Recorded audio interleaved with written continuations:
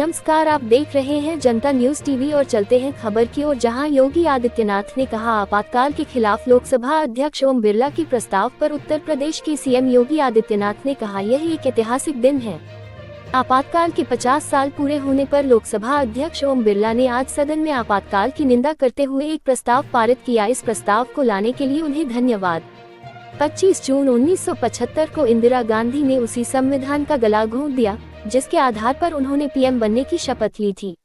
कांग्रेस के वर्तमान नेतृत्व जो गुमराह करने की कोशिश कर रहा है, उसके बारे में जनता को बताना जरूरी है। देश आज संविधान और आरक्षण खत्म करने के नाम पर कांग्रेस में चेहरे भले ही बदल गए हों, लेकिन उसका चरित्र आज भी तानाशाही वाला है और आज भी उन्हें संवैधानिक संस्थाओं पर भरोसा नहीं है। देखिए वाराणसी से ब्यूरो चीफ लईक आफ्ताब की खास रिपोर्ट। देखिए, आज का दिन एक ऐतिहासिक दिन है। दुनिया के सबसे बड़े लोकतंत्र भारत की संसद में, नवगठित संसद और नव निर्वाचित लोकसभा के माननीय अध्यक्ष श्री ओम बिरला जी ने आपातकाल के 50 वर्ष पूर्ण होने पर आपातकाल के विरोध में एक निंदा प्रस्ताव पारित किया है। मैं उनके इस प्रयास के लिए माननीय श्री बिरला जी का हृदय से अभिनंदन करता हूं। उन्हें अंतःकरण से धन्यवाद देते हुए सभी नवनिर्वाचित माननीय संसद सदस्यों को अपनी हृदय से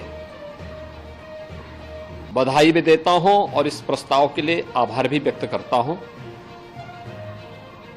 हम सब जानते हैं कि 25 जून 1975 मध्य रात्रि में तत्कालीन कांग्रेस नेतृत्व की सरकार ने श्रीमती इंदिरा गांधी जी के नेतृत्व में उस संविधान का गला घोंटने का कार्य किया था, जिस संविधान की शपथ लेकर के वह देश की प्रधानमंत्री बनी थी।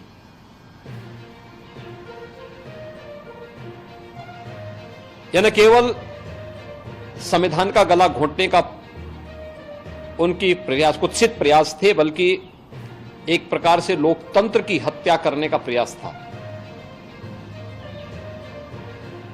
50 वर्ष बीतने के उपरांत कांग्रेस के इस काले कारनामों को जनता तक पहुंचाना आवश्यक है। आज भारत की संसद ने वही कार्य किया है, क्योंकि कांग्रेस के वर्तमान नेतृत्व जिस तरीके से देश की जनता को गुमराह कर रहा था, संविधान के नाम पर, आरक्षण समाप्त करने के नाम पर, इसके लिए उनके काले कारनामों से देश की जनता को अवगत कराना अत्यंत आवश्यक है। और आज भारत की संसद ने वही ऐतिहासिक कार्य किया है। कांग्रेस भले ही चेहरे बदले हों, लेकिन आज उसका चरित्र आज भी वही अधिनायकवादी है, तानाशाही पूर्ण है। लोकतांत्रिक मूल्यों और संवैधानिक संस्थाओं पर आज भी उसका विश्वास नहीं है, और इसीलिए भारत की हर संवैधानिक संस्था को कटघरे में खड़ा करना, भारत के बाहर जाकर के भारत के लोकतंत्र पर, भारत की चुनाव की प्रक्रिया पर प्रश्न खड़ा करना, इनकी फितरत बन चुकी है। कौन नहीं जानता है कि कांग्रेस ने संविधान लागू होने से लेकर के 2014 तक 75 बार भारत के संविधान में संशोधन किए। कौन नहीं जानता है कि अनुच्छेद 356 का दुरुपयोग करते हुए 90 बार कांग्रेस ने विभिन्न राज्यों की सरकारों को, लोकतांत्रिक तरीके से चुनी गई सरकारों को बर्खास्त करने का काम किया था। कौन नहीं जानता है कि अपने राजनीतिक स्वार्थों के लिए कांग्रेस ने देश की अखंडता के साथ खिलवाड़ किया और कांग्रेस के इन काले कारनामों की एक लंबी फेहरिस्त में आपातकाल भी आता है। आपातकाल की उस काली घटा को वर्तमान पीढ़ी को अवगत कराने के लिए आज देश की संसद ने एक ऐतिहासिक निर्णय लेकर के यह निंदा प्रस्ताव पारित किया है। ये सचमुच एक अभिनंदनीय प्रयास है, वर्तमान पीढ़ी को बताने का प्रयास है।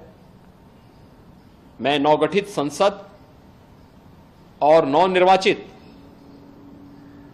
लोकसभा के माननीय अध्यक्ष श्री ओम बिरला जी का इस साहसिक कदम के लिए हृदय से अभिनंदन करता हूं।